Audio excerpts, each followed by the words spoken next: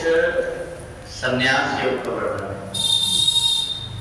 नियतस् तु संन्यासा कर्मणो नोपद्यते मोहात् तस् परित्यागा तामसा परिकीर्तिता। भगवान कहते हैं कि जब तक शरीर है तब तक संध्या पूजन, पंच महायज्ञ, सेवा कर्म ये प्रत्येक व्यक्ति को करना चाहिए। इनका त्याग उचित नहीं है। जो मनुष्य अहंकार और मोह के कारण इनको त्यागता है वो तमोगुणी वृत्ति का हो जाता है। शरीर 5 तत्वों का बना हुआ है, तो ये शरीर प्रत्येक व्यक्ति इसको आराम देना चाहता है। कोई व्यक्ति नहीं चाहता कि मैं कर्म करूं। मजबूरीवश व्यक्ति को कर्म तो करना पड़ता है, परंतु उसकी इच्छा नहीं होती। एक दूसरी जगह जाकर के नौकरी करने वाला व्यक्ति भी जब घर में पहुंचता है तो वह अपने घर वालों से एक गिलास पानी मांगता है। वो पानी लेना नहीं चाहता, उसको ये लगता है कि मेरी दूसरे कोई सेवा कर दे। तो प्रत्येक व्यक्ति का ये स्वभाव होता है, तो इसलिए मन को इस प्रकार से बना करके रखना पड़ता है जिससे ये कहीं ऐसा ना हो कि अकर्मण्य हो जाए। धीरे धीरे व्यक्ति जब अपने कर्म को छोड़ देता है तो उसके शरीर के अंदर तमोगुण हो जाता है। जितने प्रकार की बीमारियां दिखाई दे रही है, ये बीमारी हमारी अपनी खरीदी हुई है। शरीर में हमने काम करना बंद कर दिए तो शरीर जैसे ही हमारा आलसी हुआ वैसी बीमारियों ने घेर ली। उन व्यक्तियों ने जिन्होंने अपने शरीर को नियमित बना करके रखा, उन व्यक्तियों को जीवन में परेशानी कम होती। इसलिए नियतस् तु संन्यासा कर्मणो नोपद्यते। प्रत्येक व्यक्ति को अपने शरीर की सामर्थ्य के अनुसार कर्म करते ही रहना चाहिए, और कर्म करते रहने से व्यक्ति कर्म करने में कुशल हो जाता है। एक व्यक्ति जो कार्य को करता है धीरे धीरे उनमें कुशलता हो जाती है। वो इतने जल्दी से इतने बढ़िया से कर लेता है, ये इसलिए कि उसका अभ्यास बना हुआ कर्म करने का। और इसलिए हमें जब तक शरीर है तब तक कर्म करने की आदत अगर हो गई तो शरीर छूटने के बाद अपने आप व्यक्ति मुक्त हो जाता है। अगर व्यक्ति कर्म करना छोड़ देता है तो उसका शरीर आलसी हो जाता है, तो परवश हो जाता है।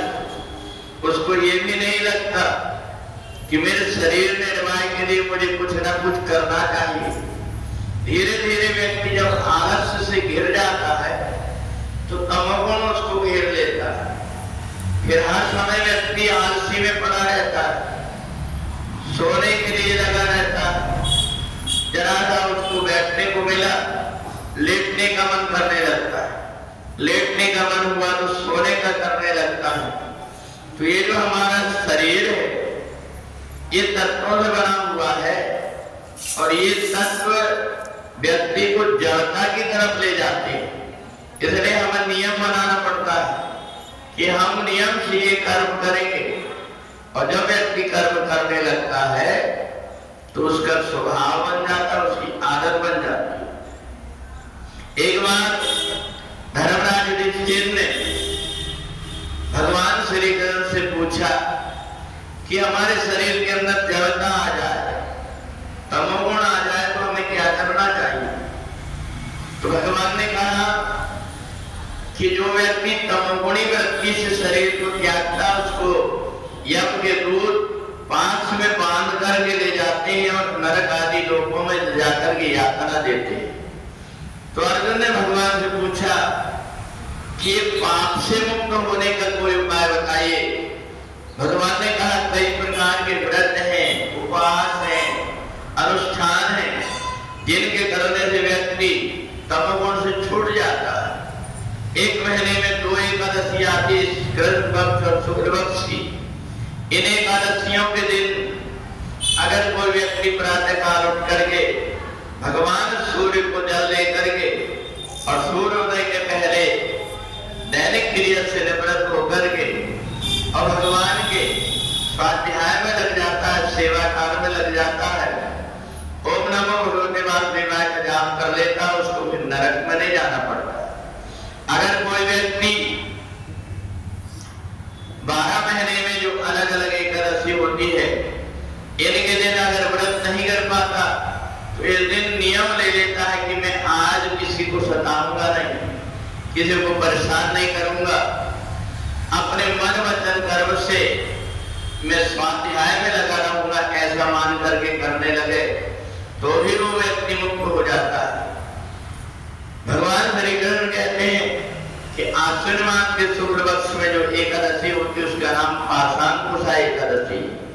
इस एकादशी के दिन जो व्यक्ति जितना सत्कर्म करता है, जितना भगवान का जाप करता है नाम का, अच्छे कर्म में अपने आप को लगाता है, उतना पुण्य उसको इकट्ठा हो जाता है।